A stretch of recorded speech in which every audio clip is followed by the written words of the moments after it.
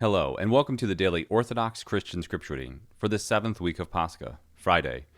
The first reading of the day is from Acts of the Apostles, chapter 27, verses 1 through 44, and chapter 28, verse 1.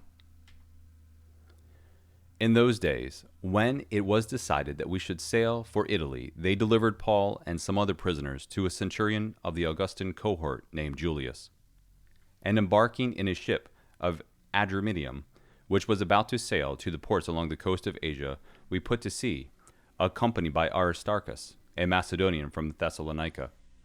The next day we put in at Sidon, and Julius treated Paul kindly, and gave him leave to go to his friends and be cared for. And putting to sea, from there we sailed under the lee of Cyprus, because the winds were against us. And when we had sailed across the sea, which is off of Cilicia, to Pamphylia, we came to Myra, in Lycia. There the centurion found a ship of Alexandria sailing for Italy, and put us on board. We sailed slowly for a number of days, and arrived with difficulty off Cnidus. And as the wind did not allow us to go on, we sailed under the lee of Crete off Salmone. Coasting along it with difficulty, we came to a place called Fair Haven, which is near the city of Lycia. As much time had been lost, and the voyage was already dangerous, because the fast had already gone by, Paul advised them, saying, Sirs, I perceive that the voyage will be with injury and much loss, not only of the cargo and the ship, but also of our lives. But the centurion paid more attention to the captain and to the owner of the ship than to what Paul said. And because the harbor was not suitable to winter in, the majority advised to put to sea from there, on the chance that somehow they could reach Phoenix, a harbor of Crete, looking northeast and southeast, and winter there. And when the south wind blew gently, supposing they had obtained their purpose, they weighed anchor and sailed along Crete, close inshore. But soon a tempestuous wind, called the northeaster, struck down from the land, and when the ship was caught and could not face the wind, we gave way to it, and were driven. And running under the lee of a small island called Calda, we managed with difficulties to secure the boat. After hoisting it up, they took measures to undergird the ship. Then, fearing that they should run on Syrtis, they lowered the gear, and so were driven. And as we were violently storm-tossed, they began next day to throw cargo overboard, and the third day they cast with their own hands the tackle of the ship. And when neither sun nor stars appeared for many a day, and no small tempest lay on us, all hope of our being saved was at last abandoned. As they had been long without food, Paul then came forward among them and said, Men, you should have listened to me, and we should not have set sail from Crete and incurred this injury and loss. Now I bid you take heart, for there will be no loss of life among you, but only of the ship. For this very night there stood by me an angel of the God to whom I belong, and whom I worship. And he said, Do not be afraid, Paul. You must stand before Caesar, and lo, God has granted you all those who sail with you. So take heart, men, for I have faith in God that it will be exactly as I have been told. But we shall have to run on some island. When the 14th night had come, as we were drifting across the Sea of Adria, about midnight the sailors suspected that they were nearing land. So they sounded and found 20 fathoms. A little farther on they sounded again and found 15 fathoms. And fearing that we might run on the rocks, they let out 4 anchors from the stern, and prayed for the day to come.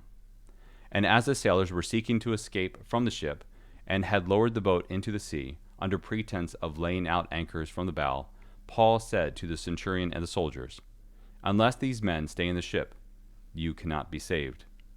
Then the soldiers cut away the ropes of the boat and let it go. As day was about to dawn, Paul urged them all to take some food, saying, Today is the 14th day that you have continued in suspense and without food, having taken nothing. Therefore I urge you to take some food. It will give you strength, since not a hair is to perish from the head of any of you. And when he had said this, he took bread, and giving thanks to God in the presence of all, he broke it and began to eat. Then they were all encouraged and ate some food themselves. We were in all 276 persons in the ship.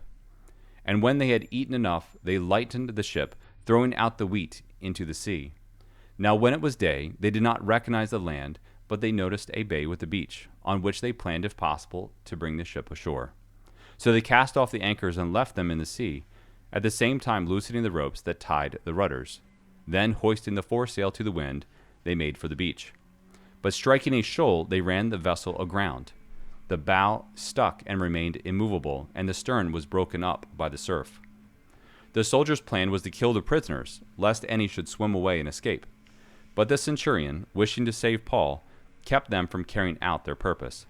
He ordered those who could swim to throw themselves overboard first and make for the land, and the rest on planks or on pieces of the ship. And so it was that all escaped to land. After we had escaped, we then learned that the island was called Malta. And today's gospel reading is from John chapter 17, verses 18 through 26.